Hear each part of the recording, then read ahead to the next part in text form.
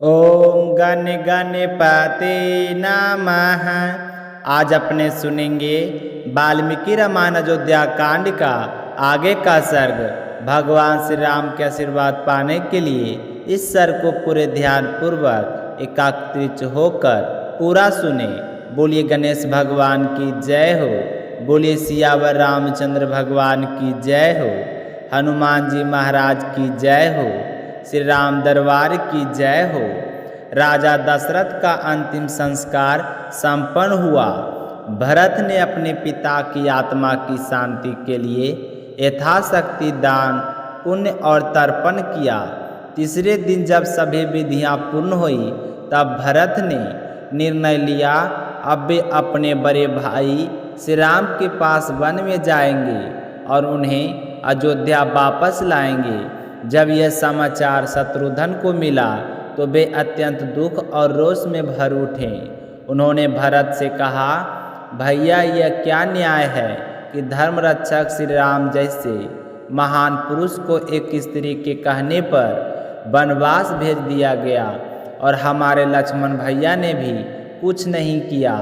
जब सबको पता था कि पिता महाराज एक नगरी के बस में होकर अनुचित मार्ग पर चल रहे हैं तब भी लक्ष्मण ने हस्तक्षेप नहीं किया। क्यों नहीं? उन्होंने पिता को रोककर श्री राम के साथ दिया तो शत्रुघ्न का क्रोध और पीड़ा दोनों शब्दों में उमड़ पड़े। तभी अचानक राजभवन के पूर्व द्वार पर मंथरा प्रकट हुई। सिर से पांव तक गहनों से लदी चंदन से लिपटी रानियों के समान सुसज्जित, परंतु वह सुज्जा भी उसे शोभा नहीं दे रही थी, क्योंकि वो तो उस महान संकट की जड़ थी जिसने अयोध्या को शोक में डुबा दिया था। तो द्वारपाल ने उसे देखा और तुरंत पकड़ लिया और घसीटते हुए शत्रुघ्न के सामने लाकर बोला, राजकुमार, यही वो दुष्टा है जिसके कारण श्री राम वन में गए और महाराज दशरथ ने वियोग के दुख में प्राण त्याग दिए। अब इसका उचित दंड दीजिए। द्वारपाल के शब्द सुनकर शत्रुघ्न की आंखों में ज्वाला भड़क उठी। उन्होंने कहा, यह वही पापनी है जिसने हमारे पिता को मारा, हमारे भाइयों को दुख दिया। आज इसे अपने कर्मों का फल भुगतना ही होगा। इतना कहकर शत्रुघ्न ने मंथरा को पकड़ लिया और उसे जमीन पर घसीटने लगे तो मंथरा दर्द और भय से चिल्लाने लगी। उसकी चीख से सारा महल गूंज उठा। तो संगनी ऋषियाँ स्त्रियाँ भयभीत होकर इधर उधर भागी और बोली, राजकुमार आज मंथरा को नहीं छोड़ेगा, हम सब की भी जान खतरे में है। चलो महारानी कौशल्या की शरण में चले, वही हमें बचा सकती है। तो शत्रुघ्न का क्रोध अब असहनीय था। मंथरा के गहने टूट टूट कर जमीन पर बिखर गए। तभी कैकेयी दौड़ती हुई आई और बोली, शत्रुघ्न इसे छोड़ दो। परंतु कैकेयी को देखते ही शत्रुघ्न का गुस्सा और भड़क उठा।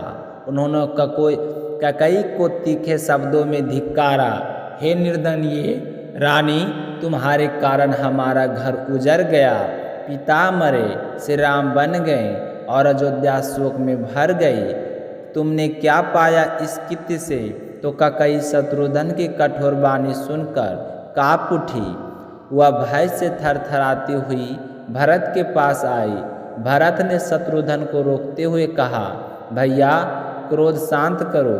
श्री राम कहते हैं, स्त्रियां चाहे अपराधिनी हो, वे पूजनीय है, हमें उनका अपमान नहीं करना चाहिए। अगर मुझे भय ना होता कि श्री राम मुझे मातृहीनता कहेंगे तो मैं इसी कैकेयी को उसी दिन दंड दे देता, परंतु मैं जानता हूँ श्री राम हमें छोड़ देंगे यदि हमने क्रोध में यह पाप किया। तो उन्होंने तो स्वयं पिता की आज्ञा मानकर वन गमन किया, उन्होंने किसी से विरोध नहीं किया। अतः हे शत्रुघ्न, इस मंथरा को छोड़ दो। तो भरत के मधुर किंतु दृढ़ वचनों से शत्रुघ्न शांत हो गए। उन्होंने मंथरा को छोड़ दिया। मंथरा मूर्छित होकर गिर पड़ी। कुछ देर बाद जब उसे होश आया तो वह कैकेयी के चरणों में गिर पड़ी। और लंबी सांसें खींचती हुई करुण स्वर में रोने लगी। ककई स्वयं ही अस्तमंत थी, ना शब्द निकल रहे थे, ना अश्रु थम रहे थे। वह शत्रुघ्न के भय से कुछ बोल ना सकी तो भरत और शत्रुघ्न वहाँ से चले गए। फिर ककई ने मंथरा को उठाया, उसके शरीर से धूल झाड़ी और सांत्वना देने लगी, परंतु मंथरा का चेहरा भय से जर हो चुका था। वह पिंजरे में बंद पक्षी की तरह केवल ककई की ओर देखे जा रही थी। तो श्री राम की कथा यही आज हम विराम लेते हैं। कल हम सुनेंगे जब भरत वन की ओर प्रस्थान करते हैं और अपने प्रभु श्री राम से मिलने का शुभ अवसर आता है। अगर यह सर्ग आपको अच्छी लगी हो तो कमेंट में जय श्री राम लिखें और इस कथा को अधिक से अधिक श्री राम भक्तों तक पहुंचाएं। बोलिए सियावर रामचंद्र भगवान की जय हो, हनुमान जी महाराज की जय हो, श्री राम दरबार की जय हो, जय श्री गणेश देवता की जय हो।